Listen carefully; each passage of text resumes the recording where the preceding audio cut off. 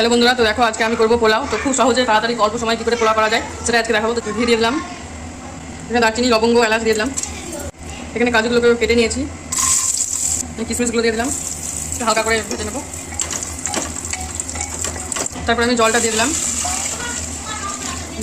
লবণ দিয়ে দিলাম, হলুদ দিয়ে দিলাম। তো এখানে আমরা কামধুনি রং দিতে পারো, তো আমার কাছে কামধুনি রংটা এই মুহূর্তে নেই, আমি হলুদ দিয়ে দিলাম। এখানে আমি 500 গ্রাম চাল নিয়েছি, চালটা ভালো করে ধুয়ে নেবো। আমার জলটা ফুটে গেছে, এবার আমি চালটা দিয়ে দিলাম। তো এবার আমি ঢাকা দিয়ে দেবো। তো এবার আমি চিনি দিয়ে দেবো।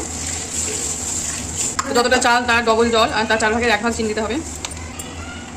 আমি আবারও একটু ঢাকা দিয়ে দেবো। তো এবার হয়ে গেছে পোলাও। এবার গরম মশলা আর ঘি দিয়ে নামিয়ে নেবো।